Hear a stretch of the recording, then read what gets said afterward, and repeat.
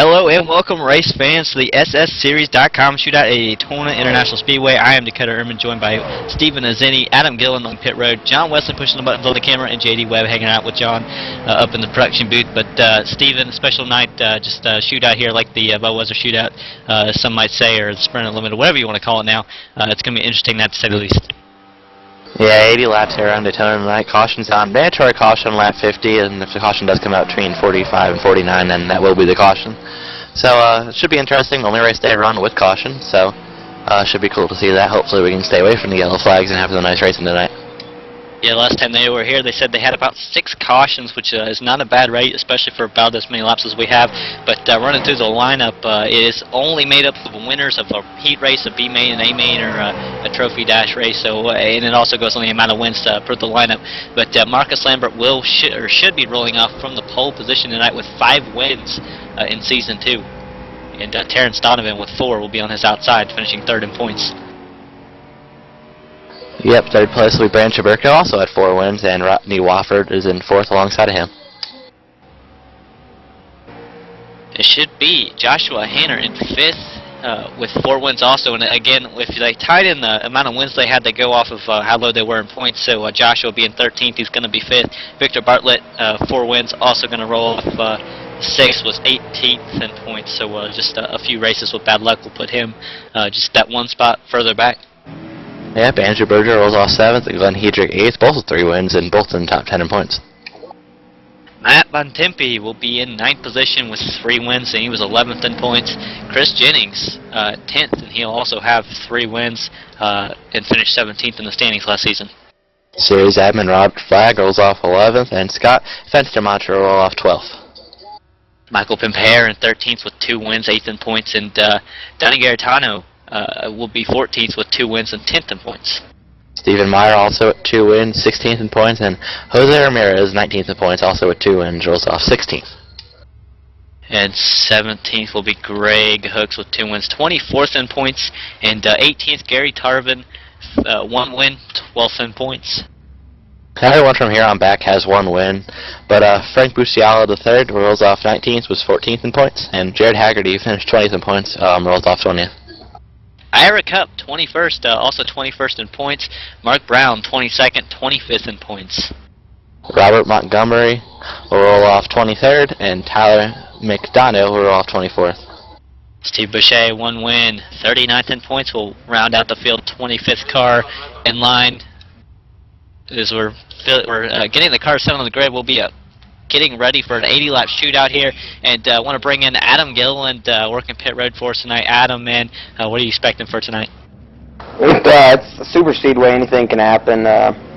Lots of pack racing. I think iRacing's incorporated the 2-car tango and pack racing all in one. So there'll be some really good racing. Daytona always puts on a good show, especially in these Cup cars. The old generation, now the new Gen 6 is out, but iRacing doesn't have that release. But in these cars, Daytona always puts on a good show.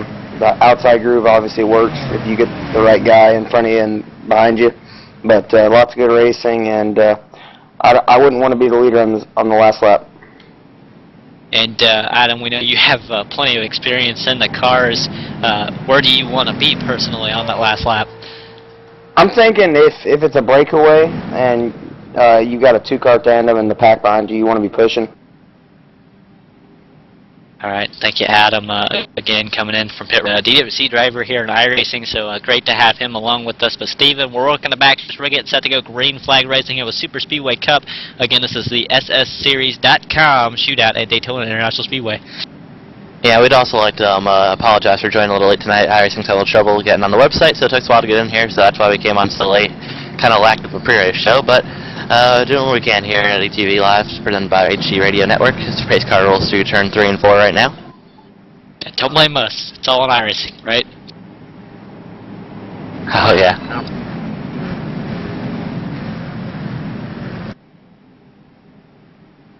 Alright, as we're working through 3 and 4, it's going to be the 6 again. Marcus Lambert, I believe it was 5 wins total of the season, and came home with the championship, I believe.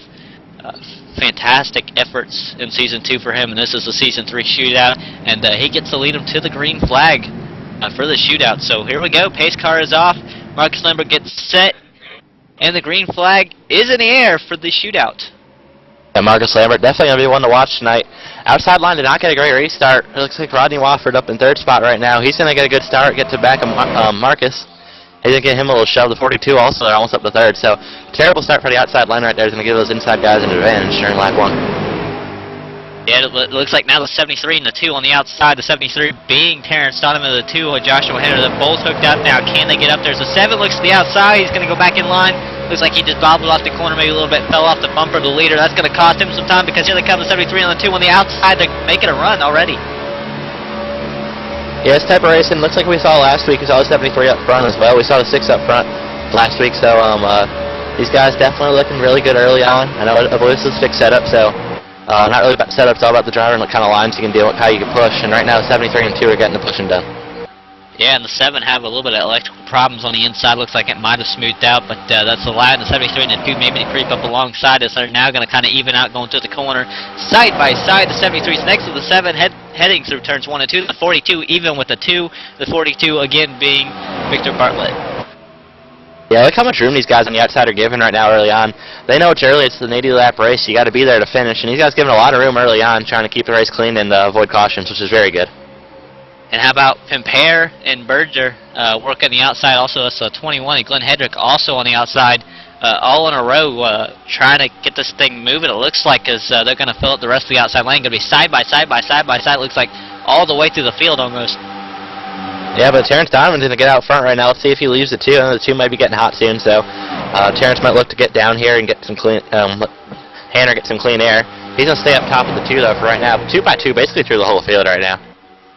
Yeah, Terrence, he had the inside cleared. He led that lap, but now it looks like the inside's coming back on side by side. They're going to be back at each other's doors. The 2 is all in 73. Just can't quite get him to move anymore. It seems like almost got him cleared, but I don't think the 73 is going to have enough to be able to push to even get clear to get down and give the 2 some air. The 2 is going to come off the bumper of the 73 trying to get air. It looks like the 2's in trouble as you see him backing off now. Yeah, he can only push for 2 to 3 laps. I believe it's lap 3 right now, so he's starting to get hot. He's going to have to cool that engine down. I'm sure the 7 pushing Marcus right now is getting hot as well. You're going to see him starting to back off right now, it looks like. So, you see the engine's getting hot here. They can't push for too long, and that's definitely a factor when you're out front. You want to get down and give the guy behind you some clean air. Yeah, for sure. It's nice to the 2. I mean, he's riding off the 73, and now it's the same thing with the 6 and the 7. They're all trying to stay off each other, get air, and they can't really go anywhere because they're side by side. Yeah, it's also going to cause the guys behind them to start stacking up. You're going to see this back close up, and you're going to get 2, 3 wide racing because they really have nowhere to go. You have to check up a ton when cars start doing this up front. Yeah, it looks like the 2 and the 73 are finally hooked back up. Now this looks like the 6 and 7 also getting hooked up. Again, that is the 73 Terrence Donovan and Joshua Hayner, and the 2, the 6 is I believe Marcus Lambert, the 7 is Rodney Wofford. And another thing I like to point out about the overheating is that these cars take a very long time to cool down. You're behind somebody. I mean, you can back off. That's not going to do much. Your temperature won't drop below 240, so that heats up really fast and it's hard to cool down. So it's really tough to push for more than 2 or 3 laps consistently. You get to back off about a lap, and you can push for half a lap maybe. So you see the 2 way backed off of the 73 right now. Looks like you can't even get that car cooled down. We're going to move back to the field just a little bit, going back here all the way back to 14th position. Look at the 23 Rod Flag. And again, this is the league admin for the SS Series, Super Speedway Series, Super Speedway Cup, as you might want to call him, as he's working on the inside of the number 14 machine. Michael Pimpere is, that is, again, for about 14th position. Side by side, all the way to the field. I mean, you see how long that line is? Yeah, I believe you have 24 cars in this lead pack right now, and they're all within a second of each other right now, so exciting racing. But Marcus Lambert came up the track right there, gave the 7 Rodney Wofford some clean air. Now he's going to get pushed by the 5042 of Victor Bartlett. So Marcus trying to hold on to the lead right now. He's getting help from Victor Bartlett. So these 2 guys are now coming on the outside line. See if the 42 and 6 can get clear as the 88 starts to push the 7. Yeah, last time we looked, it was the 6 and the 7, and I can't remember who else it was. It looked like it was like the 73 and the 2, but now everything has changed because now it's the 6 and the 42 on the outside, the 7, the 88 on the inside. 88 being the new face, it seems like, and that is Chris Jennings. Yeah, 42 as well. These cars sitting out here edge of the top 10, and they just had to make a little move forward right now early on in the race. I don't blame them. I'd like to be up front if I was in one of these races right now. So that's what they're doing, getting to the front. And the 6 has been up front all race so far. He's led all but 2 laps, I believe. Yes, how about the 21 looking all the way on the outside of the 21? Again, I don't know what's up with that. It's, Glenn Hedrick kind of looked like he's going for air or something. Now he gets back to the bump of the 73. He is one of the cars on the outside, fourth car on the outside actually. As the 6 is clear, the 70 is going to come down, leave the 42 hanging. That's Victor Bartlett. It's the 88 and the 73 make contact. The 88 saves it. Still trying to hold on to it. He's still getting hit. Great save by the 88 right there. I see that is. That is Chris Jennings. So Chris Jennings with an amazing save right there to hold on to that thing. Clipped the apron, clipped the, I believe that was the 73 car. Had to go back and watch the replay, but a great save by him to hold on to the thing. That could have wrecked a lot of cars. Also, a nice job to Joshua Hanner, who almost ran into the back of the... Did get him a little bit, but, I mean, that could have been a lot bigger than what it was. These guys had their hands full, and they was able to hang on to it, and a fantastic job by them. Yeah, you gotta remember, it's only lap 8 right now. They still have 73 laps to go, so these guys have to be careful. We gotta... Oh, wreck up front, wreck up front. Looks like they saved it. 7. I'm going to say big warp there for the 7 car. Looks like he was through someone's back bumper, so not sure what happened, but I think that's some serious connection issues. How about the 75 of Ramirez? After the wreck, looks like he gets on the apron trying to check up for it and completely gets the car sideways. I think he had a loss and he managed to save it somehow. What a fantastic job by the 75 machine. Yeah, nobody actually hit the 7 car. They all went through this car, so big connection issues there for everybody involved, I think. No damage to any car except for the 7, so tough break for him. Looks like his connection was bad, always mentioned him blinking earlier, and that really led to that right there. But good job by everyone else able to hold on to that, and we don't have a caution. And unfortunately, it looks like the 7 is going to end up by himself right now. But back up front, the 73, the 14 make contact, the 73 hangs on to it. Whoa! Yeah, they're really aggressively right now, only coming to lap 10 right now. The good thing right now is that, well, low is considered good for a lot of people, but packs have been separated a little bit. I think we got 9 cars in this lead pack right now, so looks like 2 guys are coming right now. The 20 and the 51 are trying, or 57 are trying to catch up, but it's 5 seconds back to Jose Ramirez in the next pack behind them. And how about up front, Victor Bartlett and Andrew Berger have taken over the lead. This is an unlikely pair, just kind of happened out of nowhere. It's the 42 and the 24. Backwards numbers, I guess. Well, it looks like they're both Jeff Gordon fans by the looks of it, and this guy's really doing a great job right now. They're going to make a swap here. First swap we've seen tonight. When the cars get hot, this is the one way to cool them down. You just swap and let the guys out front start pushing. So that's what they're going to do here. That's going to allow the 6 and the 21 to get a big run on these two, and they're going to look to the outside. So you got to think now the 21 and the 6 probably going to be hot as they work the outside. The 6 is on the pretty much door to door with the 42 as he's now a little bit ahead. Side by side with the 24 now as they are 2 cars, 2 wide, 2 deep, it seems like, as the 24 and the 6 go side by side. 42, 21 also just hanging in there. So we have a lap car on the outside. This is 76. The 76 being Frank Bucilia, I believe that is. Yeah, he started from the pits this race, and that strategy did not pay off for him so far as he's getting lapped already, but I don't know if we have lucky dogs or not. I'd have to check with Rod on that one. But, looks like this 21 had to back off up front, and that's going to allow him and the 6 to fall back. So the 24 and the 42 continue to lead, and that's going to allow the 14 and Michael Pimpera, a name we haven't really seen so far tonight, and Terrence Donovan to move up to the top 4. I'm going to take this opportunity to bring in Adam Gilliland. Just going to have him come join us for just a few moments. And Adam, what's going through the head of a driver right now in this position with everything that's going on right now? In the head of the driver right now, they're just trying to make it to the halfway mark or the end of the first segment. Right now, we've seen a couple close calls with a few cars, and it looks like we got teammates out front right now. But there's been a few close calls. But if I'm in the driver's seat right now, I'm thinking just to ride, be easy right now. Don't take a chance of blowing the motor and letting it flash too many times. Just keeping the motor for later in the race. All right, Adam, and thanks again for joining us there tonight for Super Speedway Cup Series action. Oh, 21 and 14 almost made contact. That was close right there between 21 and the 14. These guys almost took a 3-ride right there. Looks like the 14's a little hurry. The leaders are swapping right now. It's going to allow 73 and 88 to get a run. The 42 and 24 are going to go high, and that's going to allow the guys on the inside to try to drive by them. Yeah, it looks like the 2 and the 76 also going to join them. The 21 goes to the outside. It's going to target the 14. That's going to be 3 wide. The 14 is going to go to the outside. Will it stick as the 88 almost comes up? The 42 and the 24 is trying to pinch. They're not lined up at all. A little bit of smoke from one of the cars getting not lined up and trying to push there as the 21 and the 14 fall back and go back 2 wide. and behind the 24 and the 42. Yeah, you gotta be careful to take it 3 wide here, especially at Daytona. The track's not as wide as it looks really in real life. It's a lot tougher to get 3 wide than you think, and these guys got really close to the wrecking right there. They held on to it. Looks like the 88 came up out of lane there and almost clipped the 42. That could have been disastrous. And we're going to see if we can get John Wesley to maybe get us an onboard shot from the 24. I mean, really, all the 24 can see right now is the back bumper of the 42. And that's what makes things extremely difficult, especially when you go 3 wide. Sometimes you don't know if you got a car lower or a car higher, what's going on. And you run out of track. This track is actually a lot smaller than it seems like, especially in the driver's seat. Yeah, definitely. I mean, you watch it on TV, you see him go 3, 4 wide, no problem. But when you're driving here in iRacing, the track feels about half the size of what it looks like in TV, so you gotta be careful with that, especially when taking 3 wide here. All right, as we are on board of the 24, thanks to John Wesley for getting us that awesome camera shot there. As the 42 and the 24 are going for the lead.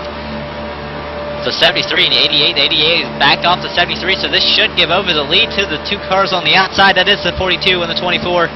As they will take over the lead to 76, looking on the outside now. 76 is a lap down, trying to get the lap back. He's going to have a shot here. The 24 has to back off for the 42, or the 24 has to back off for the 42 because he's hot. So now the 76 is going to get pushed by the 6 right here. The 6 may have a cool engine. That might allow the 76 to get his lap back, but the 24 is going to slide up in front of him before he can do that. So 24 going to the lead on the outside right now, getting pushed by the lap car of Frank Busciala. And 24 to the lead. Yeah, the 76 is 2 laps down, but here's the catch tonight. If we get a caution, they're waving everyone around. They don't care how many times. Everybody's staying on the lead lap as soon as we get a caution. And again, there's a mandatory caution at lap 50 if we don't get one in between 45 and 49. Yeah, we're already at lap 14. This race or lap 16 actually. I'm looking at the wrong car. 16. So this race flying by already. 1/5 of the way done. Yeah, with looking back at the lead, battle for the lead again is the 76 and the 24 work on the outside above the 42 and the 73. Again, the 24 is Andrew Berger and the 76 is Frank Musilia. On the inside, the 42 is Victor Bartlett, and I believe he has help from the 73 of Terrence Donovan. Yep. I would like to point out that this packs have separated. We have 2 packs right now, 2 very distinct packs. We have 11 cars in this lead pack, well 12 including Frank. He's 2 laps down. So these 12 cars that's been riding up here right now run 2 by 2, a lot of close racing. And then we have the pack behind them, led by the 75 in 12th place. These guys have been riding a single file line, trying to reel them in, but they've lost time, about a second and a half since the packs did break apart. So the second pack not doing a very good job of catching up, but they know there's a caution on lap 50. You also have to make a pit stop before then because you can't go that long on field. But we have 3 wide action up in the mid pack right now. Yes, that's 3 wide. The 6 is on the outside. The 76, the 21, the 3 wide. There goes the 6, as the 73 and the 42 are basically switching. I don't know what happened there, but they checked up the inside. So here comes the 6 with a great run on the outside. At the very outside, as they're still 3 wide, heading into turn number 1. Got to be careful here to go through the center of the turn. This could be bad. Oh, the 6 is sideways. There it is. Caution. Big wreck. Oh. Well, yeah, 12 cars to this lead pack. All they got to do is ride and they wreck each other. So, big ARCA brakes by the 6 there. Oh, God, see what happened. It looks like netcode. Yeah, I believe that was netcode as I was watching it. The 6 just kind of got turned by invisible air of the 73. Yeah, it looks like the 6, when they made contact, they didn't make contact there. The 73 netcode wrecked them. The 6 in the wall hard, came down to the 42. And that triggered a chain reaction wreck, wrecking about everyone in this pack. 88 hard hit in the wall. And, who else is that here? That looks like the 57, big hit too. So, tough break for a lot of these guys here. See anyone else wrecked from this. 24 has some damage, 42 has some damage to 20. So, yeah, a lot of wreck cars for that one.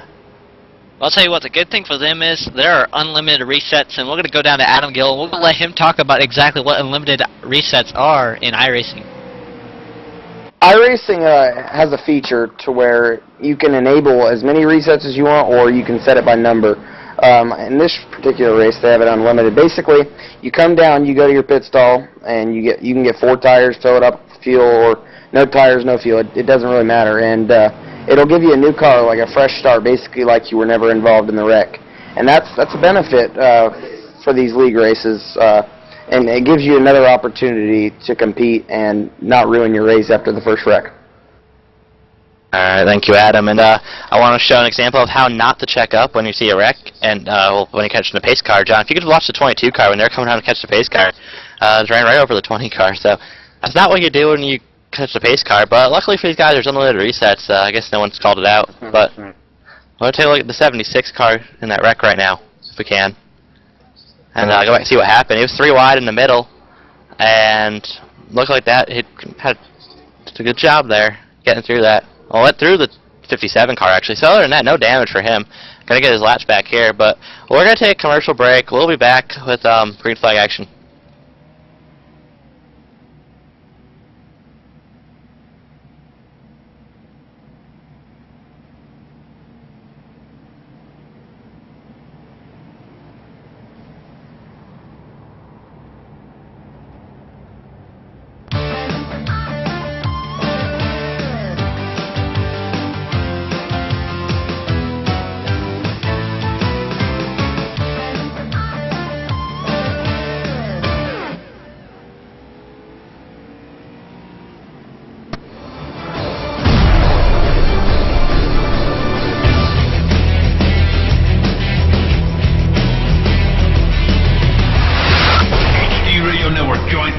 Plus other listeners where you can hear everything from big 80s metal to classic rock and roll, country radio, ETV, live sports radio, even adult and unplugged rock and roll. HDRadioNetwork.com, one of the fastest growing internet radio networks, HDRadioNetwork.com. Take it with you, cowboy. Get the mobile app for Android, iPhone, iPad, and all the rest from TuneIn.com.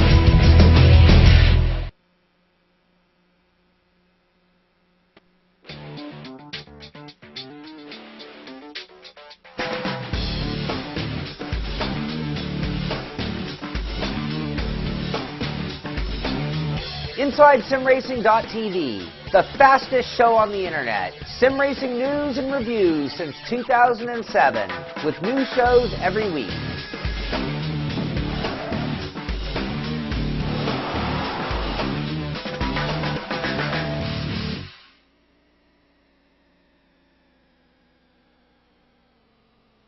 Created specifically for iRacing's online racing simulation game, Trading Paints provides individual racers, leagues, and painters an opportunity to share their custom-designed paint schemes with other subscribers on the iRacing.com simulation service. Part of the fun of today's simulation racing games is showing off your high-quality work with a custom-painted car or truck. TradingPaints.com lists thousands of custom-painted cars and trucks available for download by simply creating an account and logging in. With all available templates at your fingertips, a simple desktop downloader will keep you up to date with the most recent custom-painted vehicles and templates. Check it out today. TradingPaints.com.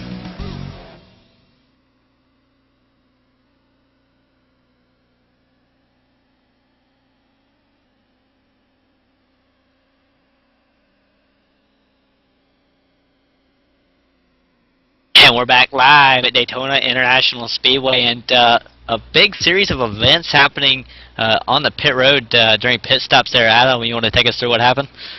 Yeah, the majority of the field came down pit road, I think just to get enough fuel to where they can make it one stop from here. And it looks like 57 was running a bit close to the pit stall, not really where you're supposed to be for the guys that are trying to enter their stall, and got hooked by the 42, which he then got hooked into the 73. 73 just an innocent victim there, but like I mentioned too before we went to the commercial break, unlimited resets, so just a little bit of loss of track position, but overall they should be good to go as far as damage was.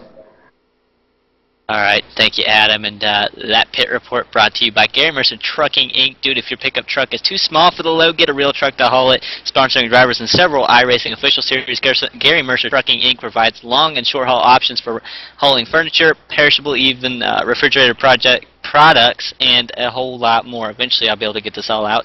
With storage facilities in the U.S. and Canada. From Mississauga to that place in California, I still don't remember the name of, but just talked to Brian today. He's feeling really good about Gary Mercer Trucking, so make sure to check them out. We may be getting to 1 to green this time, I think. I don't know, but the pace lights are still on. He's got to run single file, so hopefully we'll sort it out and get to 1 to green this time by.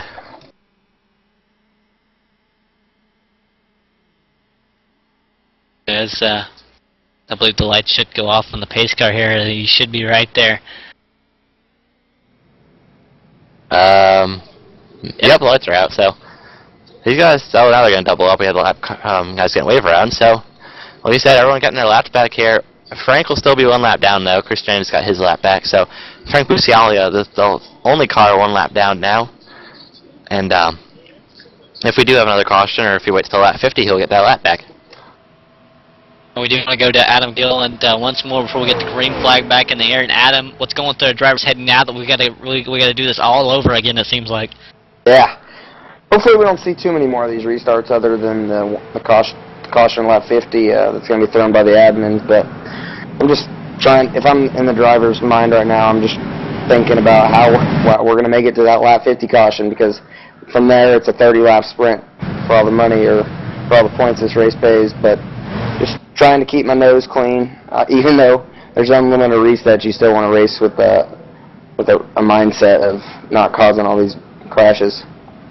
All right, thank you, Adam. And I do want to point out, I mean, you couldn't even probably talk to some of these guys during green flag racing. I mean, they're so busy analyzing the track, the everything around them, basically the surroundings, the other cars, that they basically zone out trying to focus on that. And that's what makes this thing rather intense, especially with the fact that we've just been too wide the whole time. You can't really not focus without causing an incident, Stephen.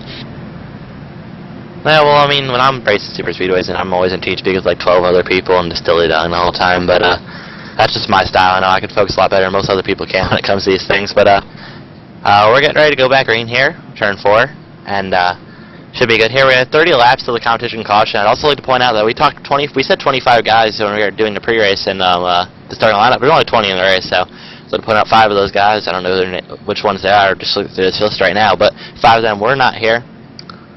And pace car's going to get ready to pull off here. It's off. The 2-car Joshua Hanner's going to lead us away. 75 on his outside, and it's green. We're back in the air here at Daytona.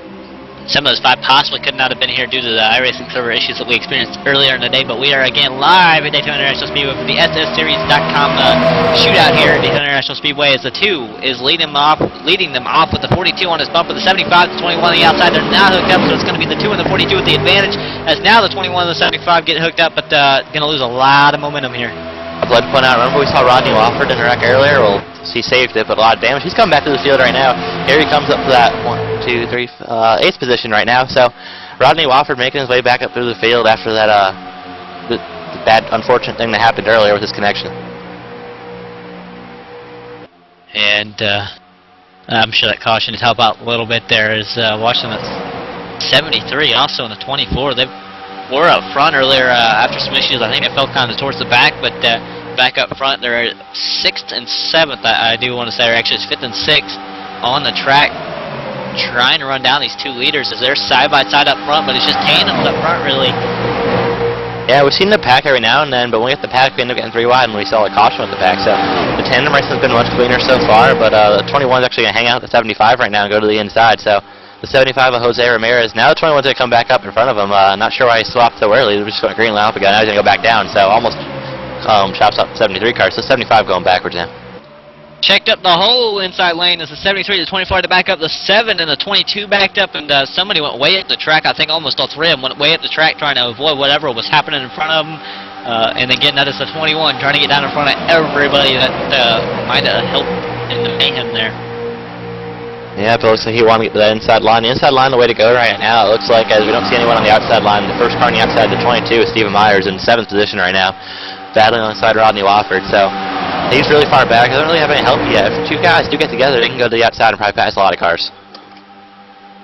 Yeah, as I'm watching, he might have some help. There's somebody looking like he wants to go. That would be the 20 car, and it's Matt Bontempi. He does go to the outside. Will he stay up there? It looks like he's going to be forced to, because now he has cars to his inside. The hole to the inside has kind of basically sealed up. So the 21's to the outside. He's going to get shoved up there maybe by the 73. So it's going to be the 22 and the 21 on the outside, the 20 right behind them, the 73, 24 on the inside. That is not even the battle for the lead. The battle for the lead is up here with the 2 and the 42. Those 2 working together. Yeah, 21 has shot up the track right there at turn 4. That's kind of strange. You don't see that. These cars handle really well. And okay, this makes sense now. 22's going through his car, so that may be a reason why we saw him shoot up the track like that. Might be a connection issue on the part of Glenn Hedrick. Yeah, there's not really a whole lot that they can do right now, as the 22 is inside the 21, the rare event here. Yeah, the best thing to do in this situation, if you were the 22, is Stephen Meyer, just back out of it. Going through the cars, and it causes your cars to slow down. We see our speed drop all the way down 200 from 298 miles an hour to 197. So they're slowing down the whole outside now. driving through the car slows you down. If you just stayed behind them and just pushed, they would not lose speed like this. And look how many spots they're dropping just because of it. Joshua Hanner out front, the 42. Victor Bartlett is in second position, 73. That is Terrence Donovan and Andrew Berger, the 24. Those two are third and fourth as the 75 of Jose Ramirez is going to be in the fifth position. So we can go back here to watch the 22. I believe that is actually looking at that See again. the 21, if Heatrick pushing them, they got a big run there. So this is something in iRacing we call a lag draft. When you can push a car, you go through its bumper, but you don't go all the way through like 22 is doing to the 21. You're going to go part way through, and that gives the lead car a big speed boost. They're going 205 down the backstretch. If they get some clean air, you'll see them do that and go right back to the front. So that could be an advantage they have right now. The 21 could push a car, and that's going to cause lag, and that's going to cause you to go faster. So that's one of the hidden tricks of iRacing. Not really supposed to do it, but sometimes this happens, and you got to take advantage of it when it does. Yeah, and I mean, obviously you guys have pulled away from packs at Super Speedways because that lag draft is very unfortunate, but it does happen. It's now we're watching the 22 with Stephen Myers in ninth position. The 12 gets sideways. He's going to take out more than one car there. Still no green. Caution. No caution.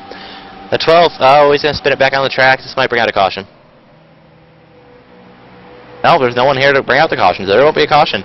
They spun down to the apron, and that's kind of why there is no caution here, because they're out of the way. But here goes the 42 on the outside by himself. Look who's back up front. Rodney Wofford and the 75 of Jose Ramirez up there as well. 42, Victor Bartlett on the outside trying to get there by himself. He is helped, though. Andrew Berger in the 24 is coming. The wreck was Jared Haggerty in the 57 getting turned by Steve Bechet in the 12. Looks like Steve maybe just moving down a little bit too much and clipping the apron. I believe that was 8th position all the way back off the 4. Comes up, tags the 22, and also turns around 57 there, unfortunately. But again, like I said, I don't believe there is a caution on the Speedway.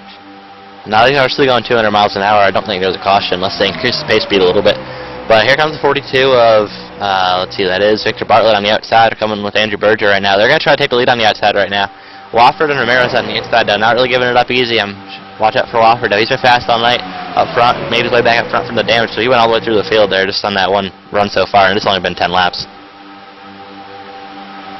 Yes, watching the 20 now. Looking back, that's Matt Pontimpio.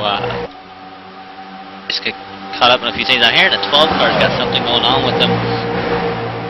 Yeah, looks like he has some damage. He's off the pace, going 186 miles an hour, all by himself right now. So he's going to need to catch a caution if he wants to catch back up. He's 23 seconds behind the leader, 25.5. He lost 4 seconds that lap, so he's going to need a big caution to catch back up. The 57 is coming out of pit road as well. He's lost a lap, so these two guys really got involved in the wreck, and they've lost a lot of time. The 43's also lost a draft because of this. He might lose a lot more. Up front, lead change. Andrew Berger around the outside of the 42. The 42 again being Victor Bartlett. So Victor going back a spot, and that's going to allow the outside. As soon as Andrew gets down, it's going to allow the outside to get up there. That is Jose Ramirez and the 2 of Joshua Hanner. Yeah, the inside's going to fight back, though, coming through 1 and 2. Inland turns the inside's the way to go, and straightaways you get that big run off the outside. So the outside line right now between Ramirez and Hanner, they're going to have a big run right here, and they're going to go back to the lead. 75 will get inch out ahead. He's clear. I don't think he's going to drop down, though. The 2 kind of inching out there, trying to get some air to his front bumper, though. Marcus Lambert on the very outside. Looks like he moved up, but he's having electrical problems. He might go towards the back. He's going to get inside in front of the 76 again.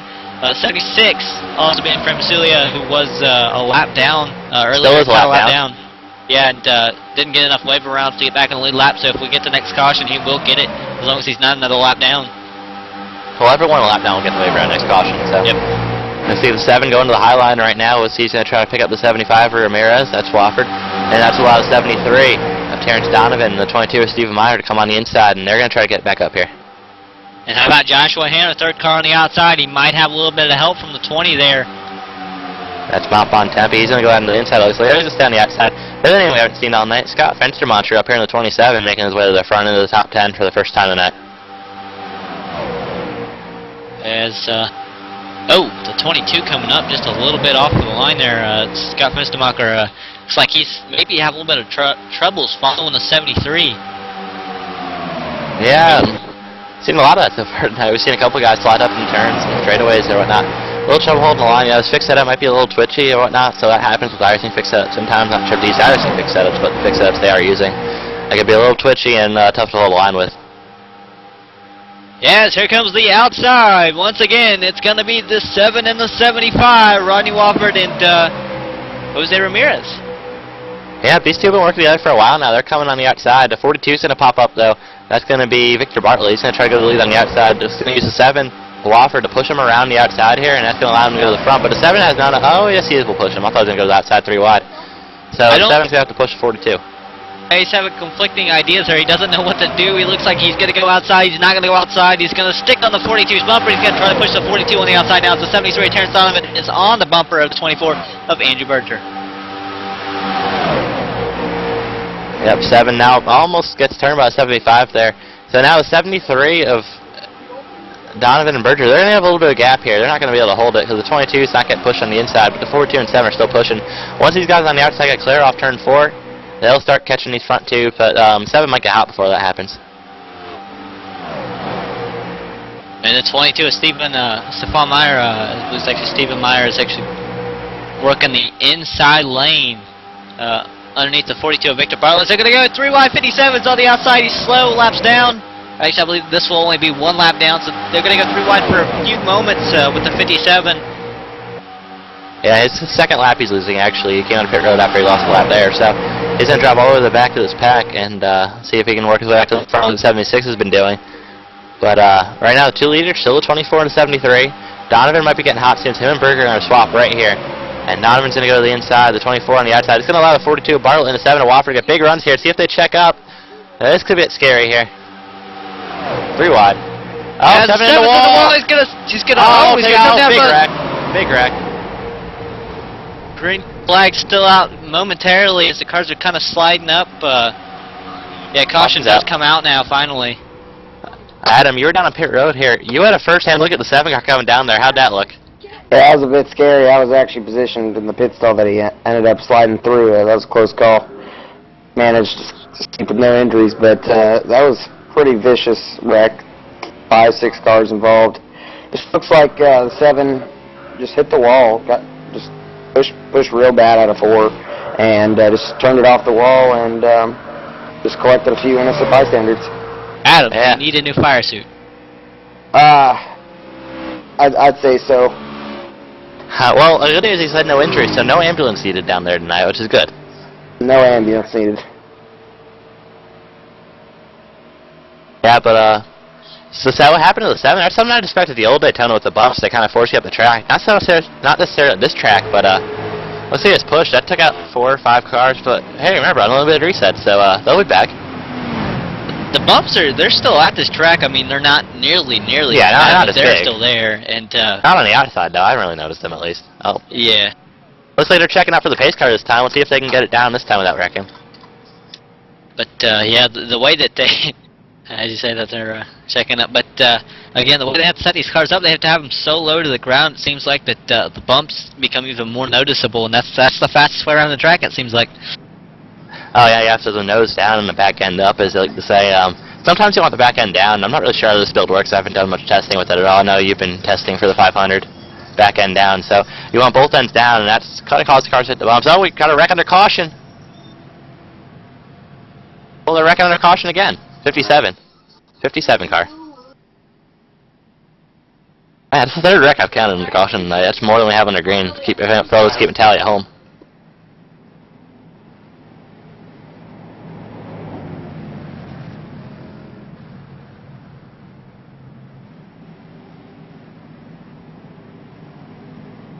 Yeah, that's a 57. Yeah, getting in trouble as I'm watching this. I don't know exactly what kind of happened. Looks like everybody checked up really hard. He got to the brakes really hard, and it shoved the car to the right. He goes up and gets the outside wall, but again, unlimited reset, so he will be all right as soon as he can come down pit road.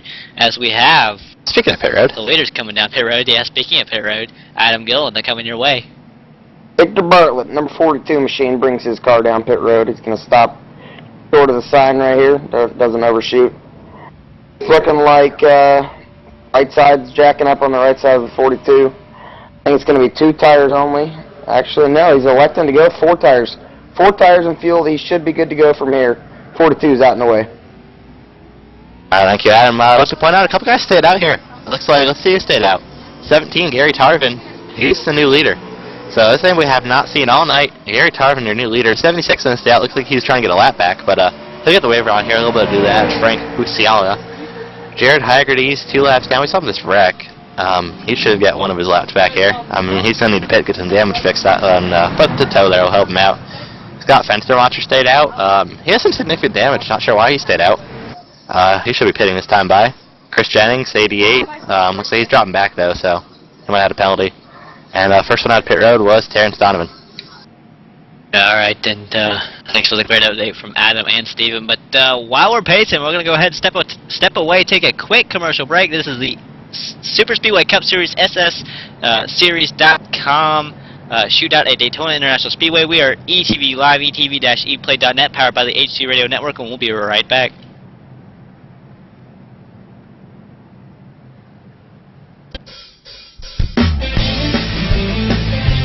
If you're a serious online racing enthusiast, you need Derek Spear Design, maker of high-quality, custom-built, and 50 caliber strong simulation racing products like button boxes, shifter pedals, component parts, and more. The advantage a championship sim racing driver needs. Rated 10 out of 10 by Inside Sim Racing TV. Check out his line of top-shelf sim racing products, reasonably priced at DerekSpearDesigns.com, and buckle in for a no-nonsense ride. DerekSpearDesigns.com today, cowboy.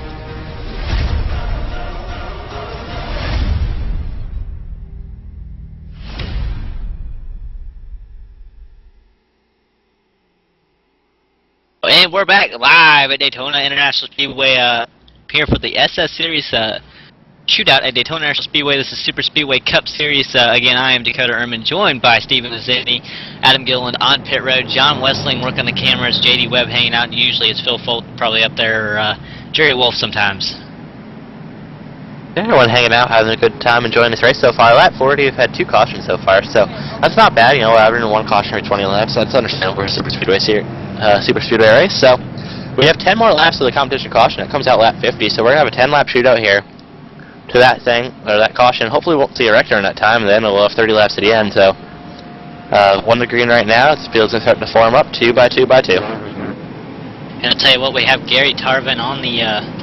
Got basically a mic set up with Gary Tarvin. Gary, you got a compliment?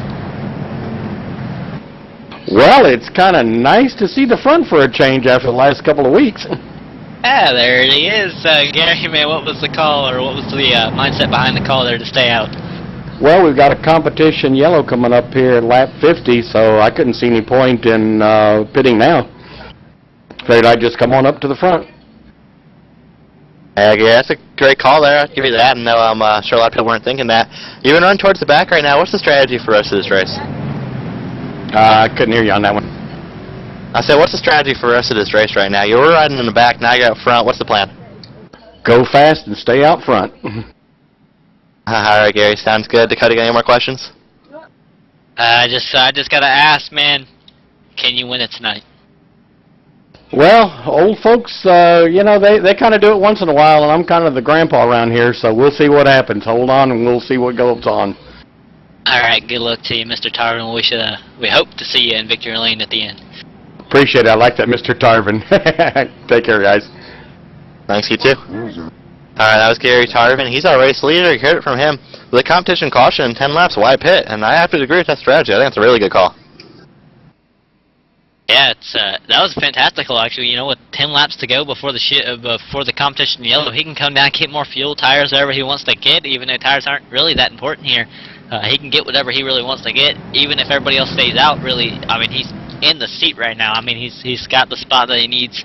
Now, if he loses it during this competition yellow, it's one thing, but I think he can get back up here, and hopefully we'll see him again more towards the end as the pace car gets set to dive off, and we get set to go back green flag racing here. Gary Tarvin is going to take the green flag, and a pretty good restart. It's going to be Marcus Lambert on his bumper. Terrence Donovan on the outside, the 73, and the 42 is also behind him, and Victor Bartlett. Yeah, the champ Marcus Lambert had a great restart there, but he blinked out, so that's not going to allow him to push Tarvin. That's going to allow 73 on the outside here. He's going to push by the 24 of, let's see what that is, that's a 42 actually, Victor Bartlett. They have similar numbers, but Bartlett pushing the 73 of Donovan right now. They're going to have a run on the outside out of turn 2, Lambert not to Tarvin's back bumper yet. And don't you like how both the numbers are yellow, right? Yeah. Yeah, look behind that. Here comes the 73 and the 24 on the outside. And watching back here, I believe it's Stephen Meyer in the 22 is working in 7th position right now. He's going to be right behind the 42 Victor Bartlett. He's kind of there. I don't know. We've seen him kind of just hanging around, and I think he's there. He's waiting on his opportunity as Gary Tarvin maybe following back just a little bit on the inside, because here comes the 73 on the outside. Yeah, 73 Terrence Donovan looking for the lead, but you mentioned the 22 behind him. Johnny Giarratano, name we haven't said at all tonight, so he's made his way to the front slowly but surely. He's up to the top 10 for the first time tonight, so shout out to him for making his way up here. Perfect time to start moving up, I think, halfway. The guy we have talked about a little bit, Joshua Hayner on the inside of the 3, Giarratano. He's been hanging around also with the 22. I think he's one of those guys that he's been up front. He's kind of been moving around. I think he knows what he can do and what he needs to do. He's just kind of waiting for the right moment. Same with Glenn Hedrick. You see him with the connection problems, but his connection hasn't acted up. He's been up in the top 5, so he's looking to make his way back up there. He's up to the top 10 as well. Matt Bontempi, another guy's been sitting in the top 10. So a lot of guys sitting in the top 10 have been there all race, just kind of waiting to make a move. As we look back out front here, racing action with Gary Tarvin did lead the lap last time, but here comes the 73 Terrence Donovan on the outside once more. He's going to try to get clear into turn number 1. He's going to be side by side, but he's going to lose that momentum because the inside lane is the lane to go in the corners. It does seem like it's the 73 and the 42 trying to make it come back down the back straightaway. Here they go. Yeah, we saw the outside get a big run out of the tri-oval. That's because the 6 clipped the apron and had to come off 17 to save it. So now 42, Bartlett has to back off. That's going to allow him, the inside line actually, of Tarvin and Lambert to get the big gap here and get out in front of the 73 again. At 22 of Stephen Meyer is not really going to let the 42 lay off the 73. He says it's time to go. I want to go now before this competition in yellow. So the 22 on the back bumper of the 42 of Victor Bartlett. Yeah, Meyer just kind of pushing Bartlett along right now, saying, hey, but we got to go. And the 6 is going to hop out in front of the 73. It's Marcus Lambert, the previous season champion. He's going to go to the lead on the outside of Gary Tarvin. Tarvin's going to have help there. Here comes Berger, the 24 machine. He's going to be on the inside. It looks like the outside lane gets a little bit of a stumble there trying to get hooked up, but that won't really matter because the 24 and 17 have the same problem. They're going to be able to clear. Here goes new leader Marcus Lambert and Terrence Donovan on the inside. Yeah, great move there by Lambert. He got hot behind the 17, said, hey, that side's open. I'm going to go up here. Got a big push. Now he's the new leader. Here comes the 42 Bartlett on the outside. It's Meyer pushing him. So Meyer, big push now. They're going to go to the front. Yeah, they're going to be close. They're going to go through the tri-oval. The tri-oval's really where the inside line seems to do the best. It looks like the 22 kind of fell off of Victor just a little bit there, and looks like Victor Bartlett's going to leave the 22 hanging, go to the inside and pick up Marcus Lambert in the 6. Yeah, but the good news is for the 22 Meyer is Glenn Hedrick in his mirror, so Glenn Hedrick's going to start pushing him. See, Glenn make his way back to the front already from about 10th to 4th in about a couple laps now. He's on the move, and he's going to push the 22 out to the lead. And we are 6 to go. It will be 5 at the line till the competition caution. Here comes the 22. Stephen Meyer looking like he's almost clear. He's going to try to go down. He's going to lose the 21 because he just wasn't quite clear. And big mishap, but there's Glenn Hedrick going to fall off a little bit. And the 22 of Stephen Meyer is also going to lose a lot of time trying to make the outside work. Yeah, the race, I think it's the last lap right here. The race hit a line that time. Only separated by 1/100th of a second. So 42 led that lap. Victor Bartlett over Stephen Meyer. So the outside is a big run here. Meyer and Hedrick on the outside of Bartlett and Lambert right now. Here in the wall, big hit, 43 cars. Tyler McDonough, there's cars on the lid. Big ambulance is needed here. 75, Jose Ramirez. 2, Joshua Hanner. 12, Steve Boucher. 76, Frank Bucialo just got his lap back. 23, Rod Flagg. A lot of cars, heavy damage. Yeah, and the whole thing, netcode, the 17.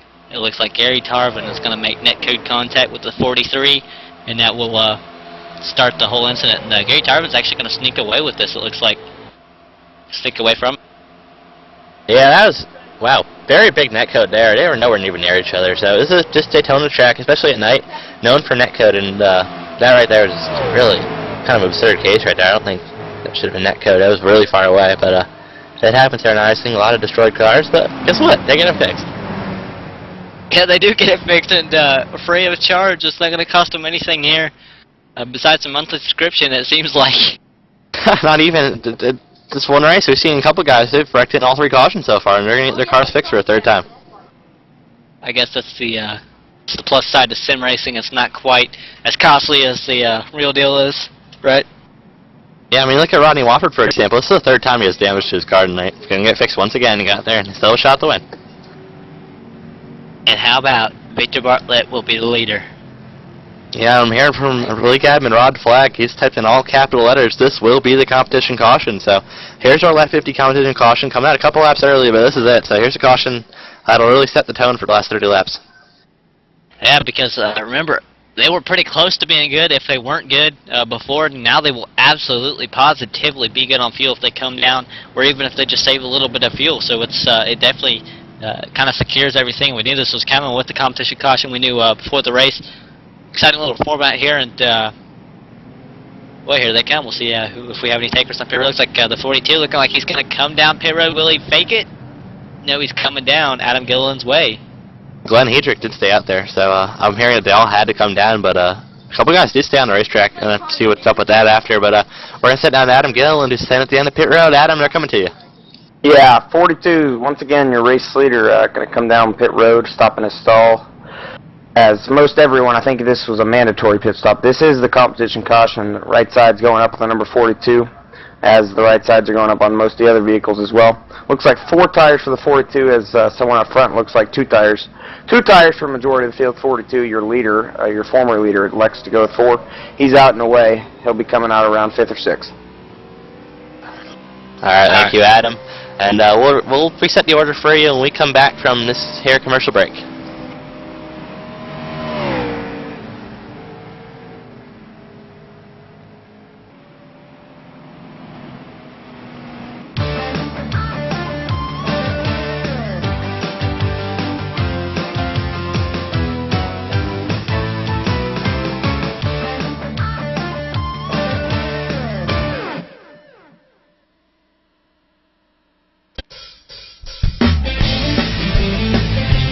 If you're a serious online racing enthusiast, you need Derek Spear Design, maker of high-quality, custom-built, and 50 caliber strong simulation racing products like button boxes, shifter pedals, component parts, and more. The advantage a championship sim racing driver needs. Rated 10 out of 10 by Inside Sim Racing TV. Check out his line of top-shelf sim racing products, reasonably priced at DerekSpearDesigns.com, and buckle in for a no-nonsense ride. DerekSpearDesigns.com today, cowboy.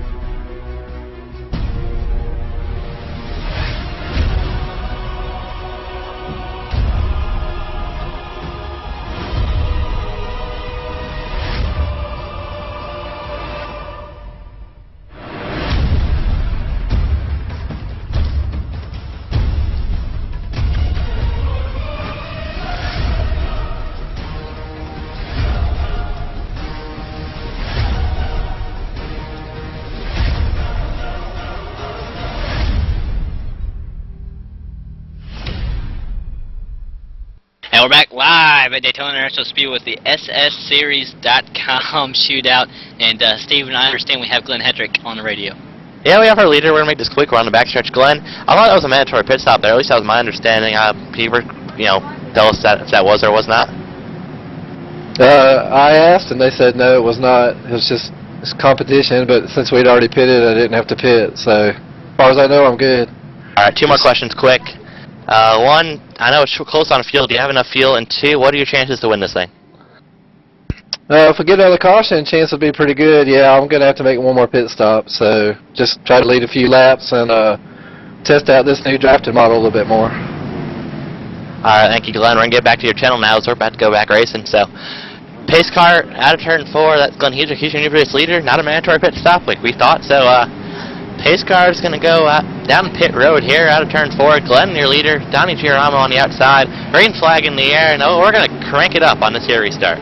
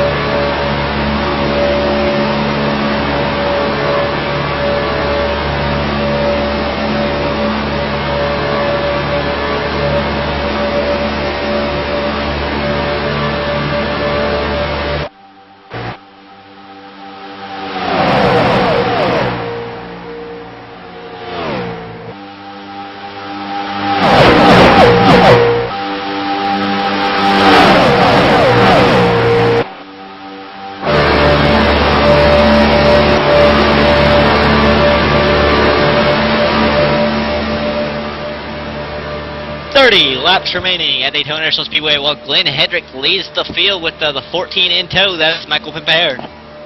Now we just hear Glenn say he does make one more pit stop. So there's 3 guys that stayed out, I believe. I know Glenn was one. The 3 at Donnie Girolamo was another one. Not sure who the other one was. We'll go back and look at that if we can. But so if this thing does stay green, Glenn's in trouble. So kind of questioning that call to stay out. But hey, it's his choice. I know he's expecting another caution, so we'll have to see there. But 14 at Pimpere, another guy we haven't seen up front all race. He's up here as well.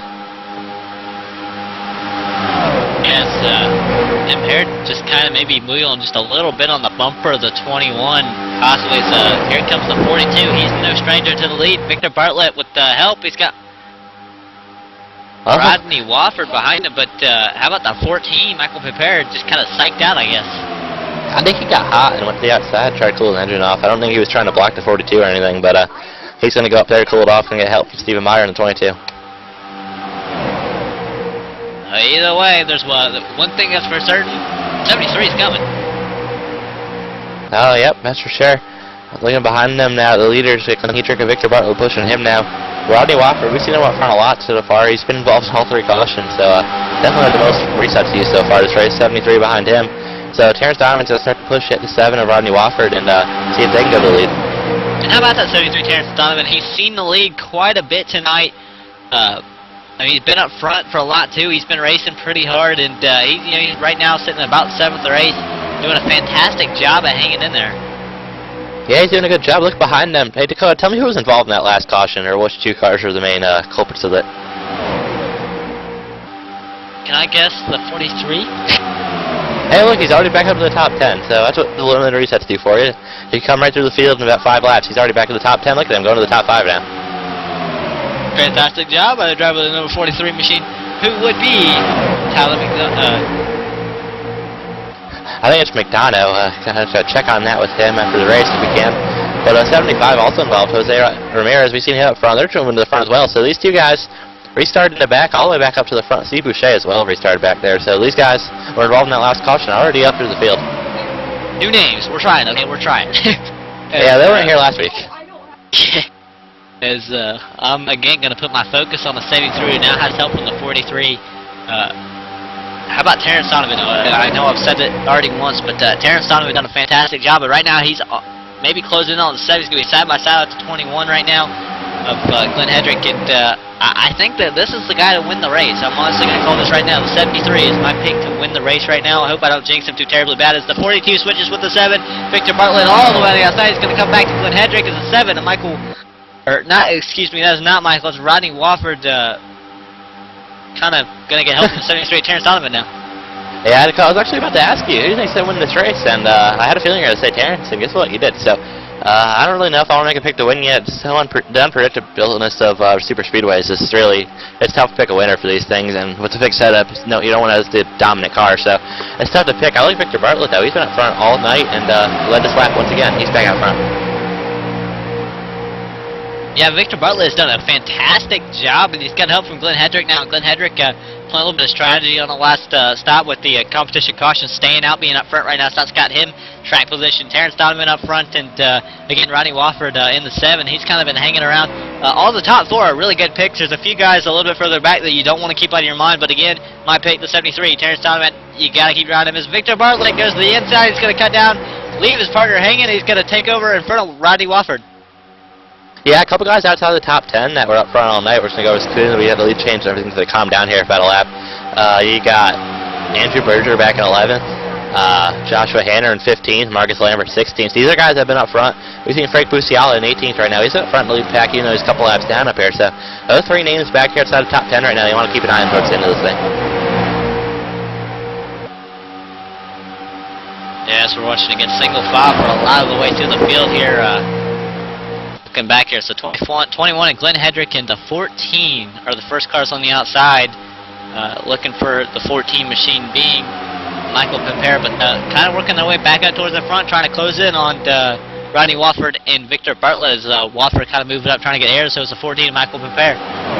Yeah, kind of like a calm before the storm right now. We know there's only 23 to go here, so everything's about to heat up soon. So these guys are trying to keep it clean here until we got about 10 to go, and we'll see an all-out brawl then.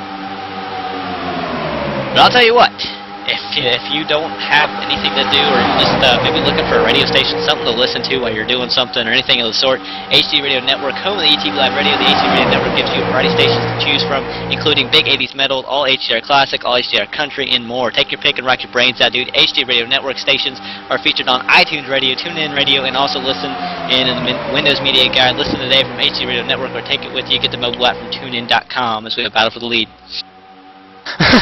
Said it awfully fast there, Dakota, but Rodney Wofford to the lead right there. Maybe you should be an auctioneer one day, Dakota. I think that would be a good profession for you. But Wofford in the 42, Bartlett battling out up front. 73, Terrence Donovan pushed the 42 back out front. Yeah, I might go for that, possibly, but there's my pick and there's your pick. Working together, the 42, Victor Bartlett, Terrence Donovan working together, 1 and 2. Yeah, I guess we made some good picks there. They're working together so far. Down to 21 to go right now, so these guys are working really well together, it looks like, so far. I haven't seen them work together all night, so definitely interested to see them start pairing together now that we picked them. Someone must have let them know. Hey, Glenn Hedrick and that's also Rodney Wofford working the outside the 7 and the 21 in that order as they're trying to creep back up. We're going to go through the field a little bit, actually going to run through the top 10 and have try to recap everybody and so you can figure out where your favorite driver is. Victor Bartlett leading the field last time. We'll let it refresh here, make sure we get everything right. But Victor Bartlett, Rodney Wofford being shown in second is actually going to be Terrence Donovan, then Rodney Wofford in third, Tyler McDonough in fourth, Glenn Hedrick in fifth, Jose Ramirez in sixth, Steve Boucher in seventh, Andrew Berger in eighth, Michael Pimpere in ninth, and Jared Haggerty is going to round out your top 10. Yeah, they're your top 10. So a couple new names up here. We see the 43, Tyler McDonough, and Steve Boucher, Jared Haggerty up in new to the top 10. A couple faces that have been there all night. So I definitely see the variation of strategies paying out. Riding up front the whole race, or riding the back and make your move late right now. And 11th to 20th as it runs to Stephen Meyer in 11th, Donnie Garitano in 12th, Joshua Hanner in 13th. He was a front runner earlier, so he actually is going to move up quite a bit there. Not sure what's going on. Matt Bontempi is going to be 14th, Donnie Garitano in 15th, Marcus Lambert 16th, Rod Flagg in 17th, and Gary Tarvin's going to be 18th, Scott Prestamacher and Chris Jennings rounding out the rest of your field. Chris Jennings, looks like he's out of this race, 16 laps down. So there we have it. I think we've covered everyone's name at least once tonight now. That's an accomplishment. Pretty decent sized field, especially for an all-star race, and having to won a race to be here. As up front, it's Rodney Wofford and the 42 of Victor Bartlett. Where did Terrence Donovan go? He's right behind Bartlett. Still hanging in. The 24 is working on the outside. That's Berger, and the 21 of Glenn Hedrick. Yep, here comes Hedrick and Berger on the outside. Berger was just outside the top 10. He's making his way back to the front. Just also like to point out that this race has more cars entered than the Busch Shootout, or Sprint Limit, or whatever you want to call it. I still call it the Busch Clash sometimes. For tomorrow's night's NASCAR race, they only have 19. We have 20 here, so definitely a good show so far. And here comes the 21, Glenn Hedrick, who helped from Berger behind them. They're going to go to the lead on the outside line right now. Yes, here comes Hedrick. He's going to be side by side with 7, almost clear. He's not going to be entirely clear. He's going to have to back up a little bit because the 24, Andrew Berger, has to back off to get clean air and to kind of cool down the engine. 21 might have a gap in behind the 42, not quite, because here comes the 73, Terrence Donovan. He wanted it, he had to go, and he didn't go in time because here's Donovan on the inside of the 21. The 42, Victor Bartlett, goes to the outside. It's going to leave Rodney Wofford on the outside. They're going to make lag, netcode contact there. It's going to knock the 42 back a little bit, and the 73 is now moving up. Thanks to the 42, it's good to clear him. Yeah, a lot of lag so far tonight. Not sure what's going on with these tires. We have a caution. As he was spinning here, there's a car around in the back. 76 in the wall hard. I just caught that. Looks like the 2 car of Joshua Hanner and the 12 of Steve Boucher. Looks like the 2 of Hanner kind of slid up into the 12 of Boucher and spun him around. Very unfortunate there. I'm looking. I've been lag. Yeah, I do. Again. It probably was. I mean, I do want to get a better look at this. Oh, no, they're missing contact. A little bit. As I'm watching this, I'm actually going back and watching it myself here. As Steve Boucher work on the outside, here comes Hanner, and they just make contact. Yeah, Hanner just kind of comes up into the 12 of Boucher. It looks like it turns them around. Collects Lambert, the 20 there also getting involved. That is Matt Bontempi. Lambert might have checked up for that one. Earlier when he was in the wall, I didn't see him check up. But 20 Bontempi, that's the 5th time I think he's gotten collected in one of these things. He had absolutely nothing to do with his minor damage. But hey, unlimited resets, guess what? Boucher is his 3rd time wrecking, I think, tonight. 76 again. So they're going to get their car fixed, and guess what? They still have a chance to win. And they're wrecking, trying to catch the pace car. Not again. That's the 4th time under caution tonight. 21 of Glenn. Oh, Glenn Hedrick. Oh no, poor Glenn is. I'm watching this coming around. Hit the 73. That's your pick to win. Oh.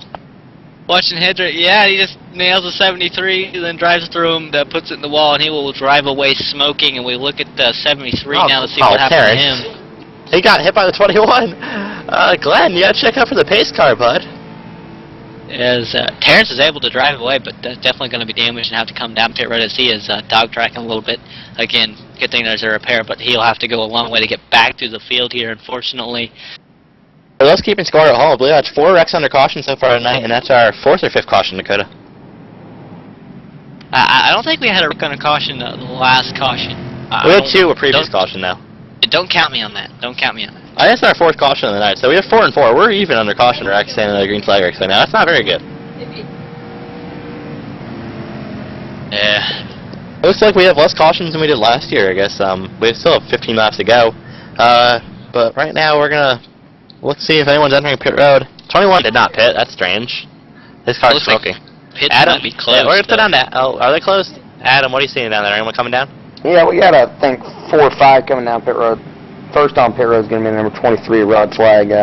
He's just now got into his box. He's going to jack up the right side of the car. It's going to be about 13 laps to go when we get a green flag race and finish out this 80-lap event. 4 tires for number 23 machine. He's out in the way.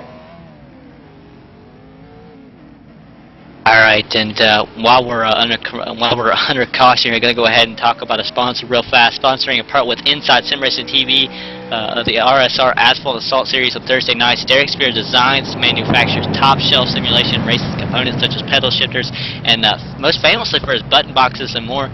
Reasonably priced. This is the kind of gear a champion sim driver needs. Bulletproof and boot stomping strong. See his gear at DerekSpearsDesigns.com. And also got to talk about Bob Earl, another guy. He's got the VRC Mark II Virtual Racing Seat. He gives that away for the championship winner of Monday night's Full Throttle Cup Series. Last season it was Landon Huffman walking away with it extremely happy. We got to see a picture of him with the seat, big smile on his face. But simulation racing cockpit designed by championship race car driver Bob Earl. Who better than a real race car driver designed the simulation racing cockpit? As a former race car driver, Bob Earl knows what it means to be comfortable in the cockpit. The design features a fully adjustable seat and frame, additional monitor stand, and shifter mount sold separately. Proud sponsor of the 2013 RSR Full Throttle Cup Series, a high quality and affordable virtual racing cockpit priced at just $349 plus shipping. See it at www.bobearlracing.com. Order one today. Alright, well, that's Dakota practicing his auctioneering skills. But right now we're going to sit down a commercial break, get some more plugs in, thank some sponsors right before we bring it back for the rest of the race so far. 15 laps to go, we'll be right back.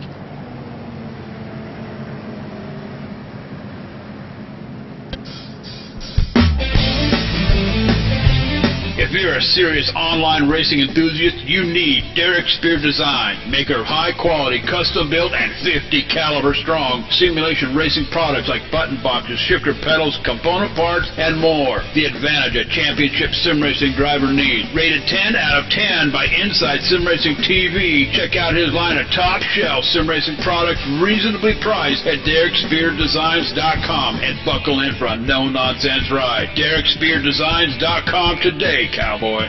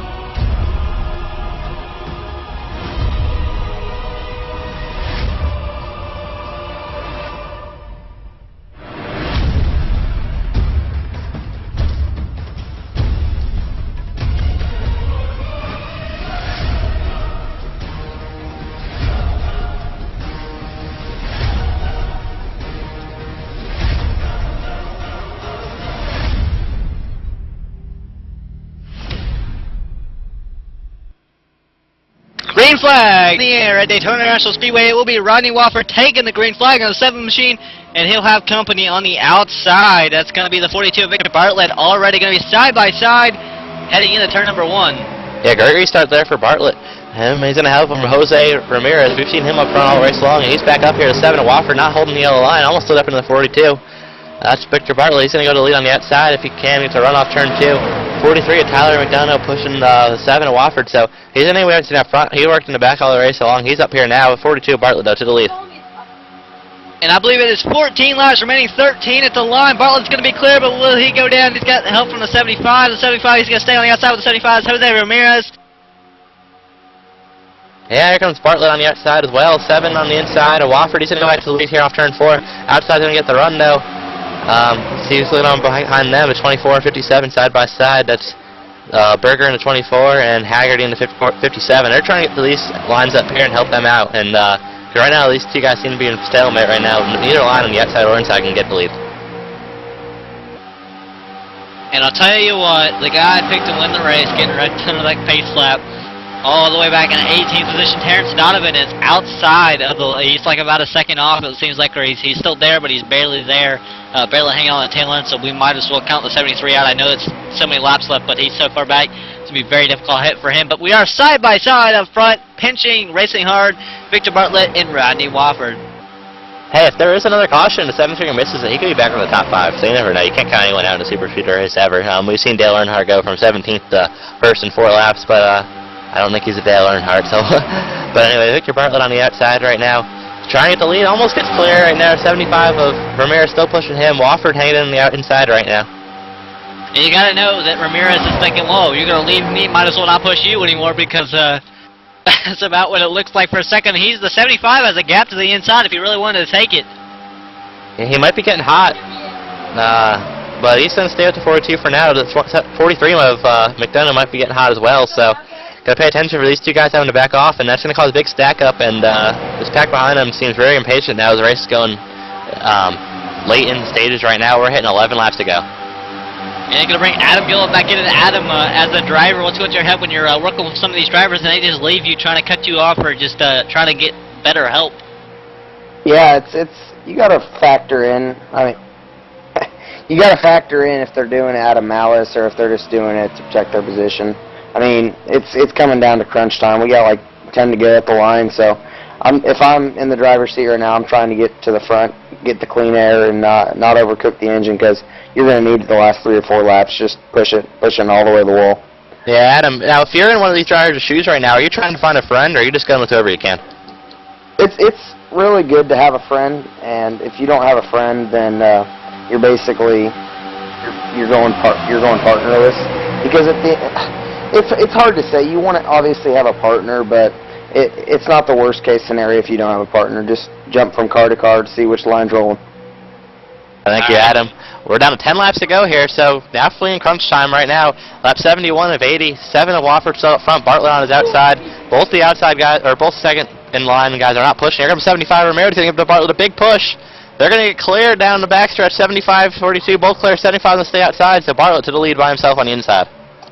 And that's going to bring Bartlett back to the 7. Going to cause a checkup here behind them, watch out. Yeah, and Wofford could go to the outside, but he chose not to. He's going to stay on the inside, stay to Bartlett's bumper, and the inside lane going to back it up now because of that. Yeah, this may cause this field to get really bunched up, and it might cause a wreck soon. I know Adam was telling me there's going to be a wreck on lap 72. We'll see if he's right. But here we go. Down through 1 and 2 right now. 75 Ramirez getting help from Haggerty in the 57. Now Wofford and 7 pushing the 42 of Bartlett now. As they're still side by side, seems like everywhere in the field, side by side, as they head down the backstretch and into turn number 3. Somebody's having electrical problems. That's a 57. That can't be good. We've seen electrical problems. That's happened so far tonight. We've seen a lot of wrecks cause of it and a lot of net code. But let's see if we can get through 3 and 4. Okay, here we're gonna hit 8 to go. So 8 laps to go at the line right now. Victor Bartlett might pick the win, still out front. That's Jared Haggerty in the 57 who was having problems, and Steven may be making the right call, but don't say that quite yet, because the 75 is still coming on the outside, and he's not done. Yeah, Jose Ramirez has looked really good all night. Here goes 7 of Wofford, looking up high. Let's see if he's going to try to make a move up high. He's going to try to get the draft to the 75 to force him back around front when he gets high. Here he comes, looking up high. Oh, we thought better of it. Knew that wasn't going to work, so he's going to have to stay in line for now. As they're still side by side, here comes Ramirez. He's on the bumper. He's basically on the bumper of the 42. They're going to be side by side. The 7 backs off of the 42, maybe a little hot. I know he will be hot anytime soon if he's not. Yeah, 57 has to be hot as well. He's been pushing about the same time as the 7 has. So Haggerty and Wofford are really the big factors in this race right now. How long they can push, and if they know when to pull off and when not to pull off.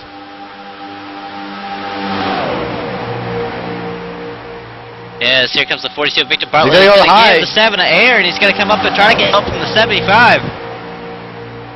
Yeah, I'm not sure why you do that. If I was Victor right now, I'd stay on the inside. You don't need to swap.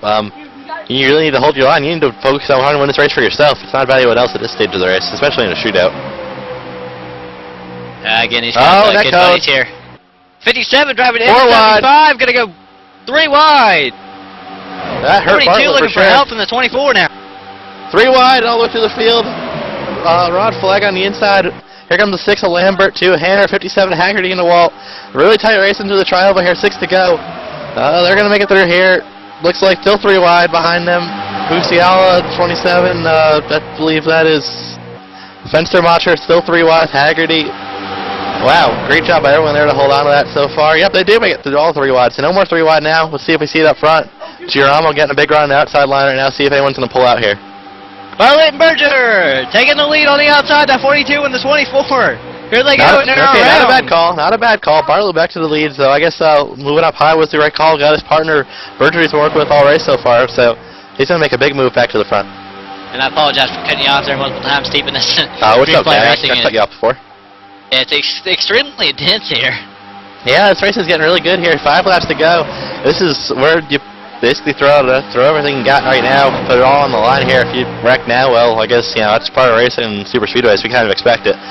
No, you're picked to win the 73, still hanging back at 15th. I wouldn't count him out just yet, but you never know. Bartlett on the inside right now. Here comes Donnie Girolamo for the first time tonight, looking to take the lead of Joshua Hanner pushing him. Look who's behind him, 6 on Marcus Lamper. I told you these guys not to count him out. And Berger as well. Those 3 guys I mentioned earlier, they're all in the top 5 now. I'll tell you what, it's crunch time. If you're going to be anywhere, it's going to be in the top 5 right now because this is the time to do it. It's Berger to the outside. Getting down for the lead. Time to make the move. It's a 24 that Andrew Berger goes to the outside lane. Wofford back behind the 42, Bartlett, so he's going to push him. The 3 of Girolamo's going to push the 24.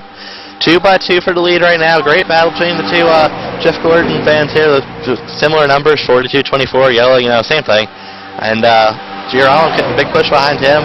14 on the apron. Save. Who is that? Pimpere. Michael Pimpere, great save. A fantastic job by Pimpere, but Andrew Berger on the outside almost clear the 42. Victor Bartlett, here comes Bartlett back on the inside, side by side off of turn number 4. Bartlett with the advantage. Yeah, I want to look back to see the field's going on. We have a lot of race on the field, but we can't take our eyes off this battle for the lead right now. 3 laps to go. 3 more times on a 2.5-mile circuit. And that is a lot longer, and some of these drivers wishing it was a lot shorter and that it would finish, you know, right where they're at right now, especially Victor Bartlett hanging on to the lead just barely because here comes the 24. On the outside, that is Berger. He's racing side by side. They're so close. The 7's going to get a little bit of a bumper. They got to be getting hot. The 3's hot. The 7's hot. No one can push. It's really to see who can make their engine last the longest now to see who wins this race. That's really the deciding factor. Unless the 24, Berger can get clear. On the outside, he's almost there. Not going to get there. Girolamo still pushing him. Wofford needs to start pushing here, otherwise they're going to lose their shot to win. Yeah, I think Wofford, he's going to do everything he can to try to keep the 42 right there. The 24, Berger is on the outside. He's almost clear. Not clear yet. Not going to be able to get there. I think for Bartlett's sake, he needs to get him clear and push and come back out. That might be the best chance he has of still winning this race. Here they come on the outside, 3 wide.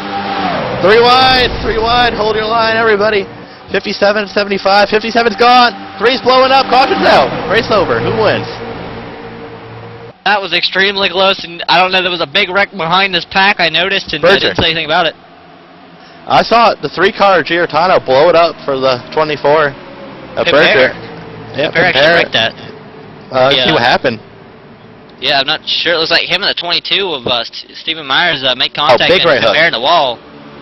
Yeah, big right hook from the 22 to the 14. Oh, there would have not been a caution for that if it didn't clip the 76. Yeah, Basilia. So, looks like the 3 of Giordano blew up coming out of 2. Let's pause this up for when the caution came out. I don't know if we could find the exact time, but I think when the 3 blew up is when the caution came out. And I paused my screen right when the 3 blew up, and the 24 had a nose on the 42. So, really intense racing throughout the field, and the 24 just barely going to have the lead here.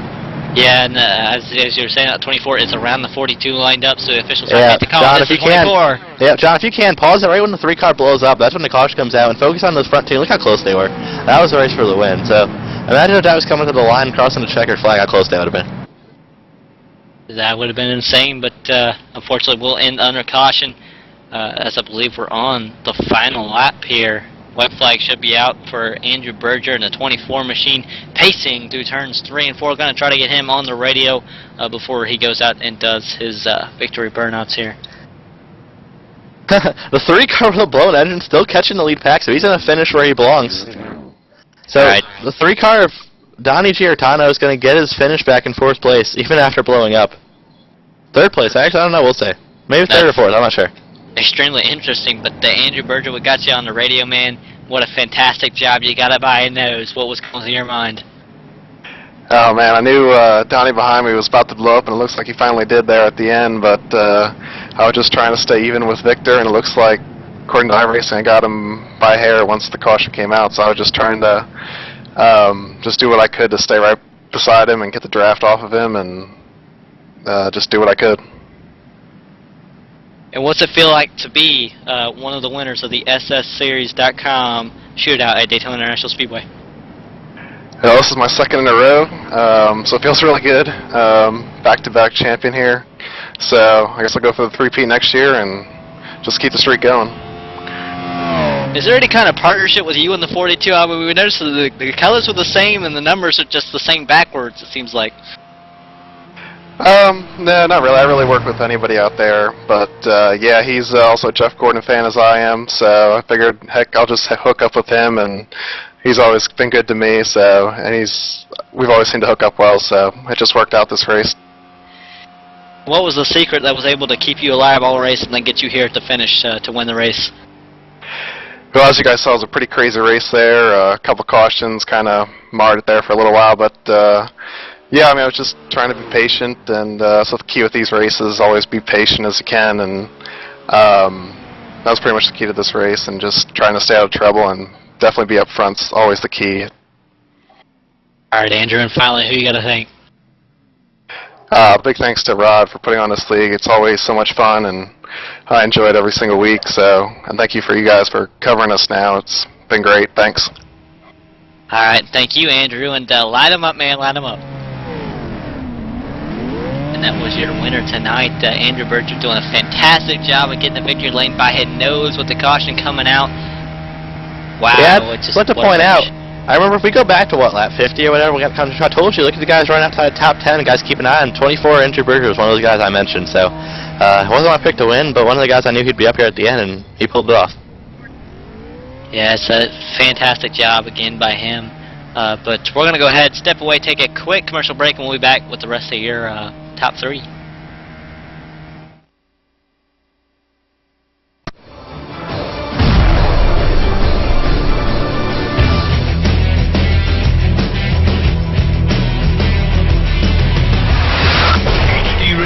Join 5,000 plus other listeners where you can hear everything from big 80s metal to classic rock and roll, country radio, ETV, live sports radio, even adult and unplugged rock and roll. HDRadioNetwork.com, one of the fastest growing internet radio networks, HDRadioNetwork.com. Take it with you, cowboy. Get the mobile app for Android, iPhone, iPad, and all the rest from TuneIn.com.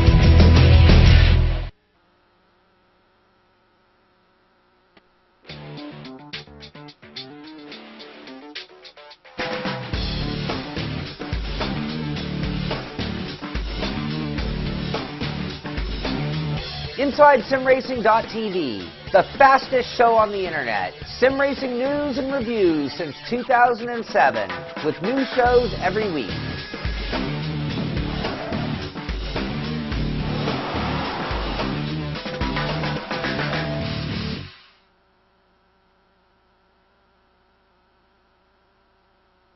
Created specifically for iRacing's online racing simulation game, Trading Paints provides individual racers, leagues, and painters an opportunity to share their custom-designed paint schemes with other subscribers on the iRacing.com simulation service.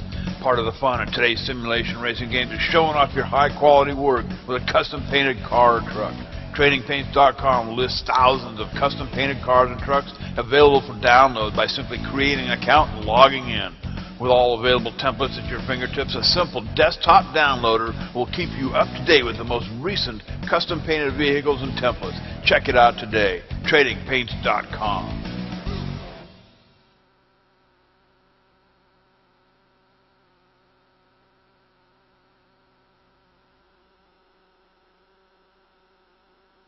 And we're back live at Daytona International Speedway with the post-race show here at ETV Live, and Steven Azzini is standing by with a second-place finisher.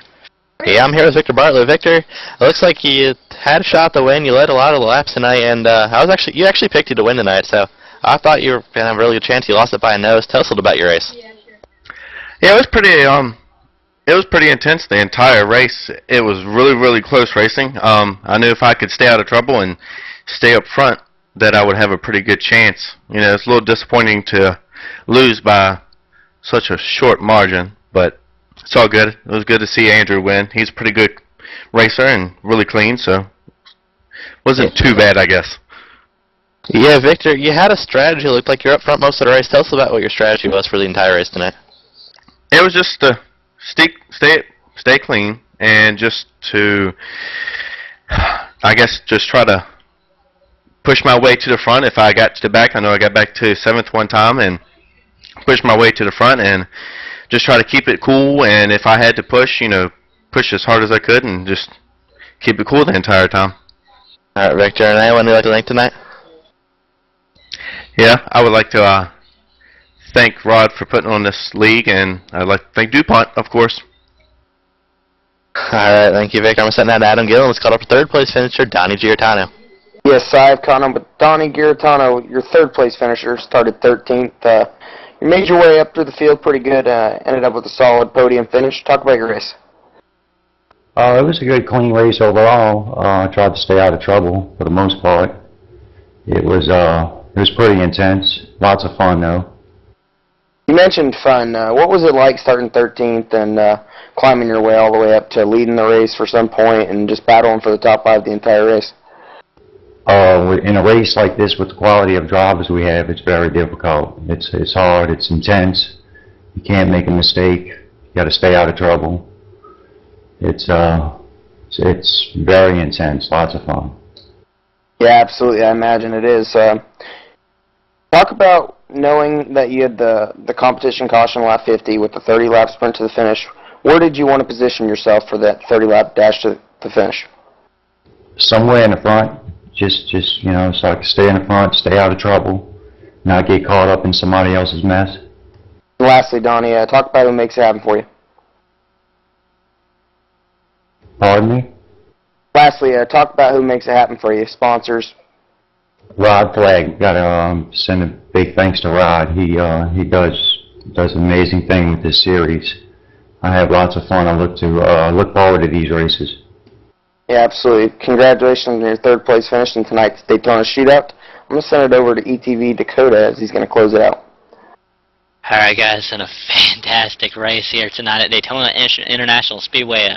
A very great win by Andrew Berger tonight, and man, I can't wait for next week and the season to start. It's going to be a fun race, and we have, I believe we do heat races. We don't quite broadcast those. We got like a B main and an A main, a dash for cash or trophy dash, whatever you want to call it. Lots of races.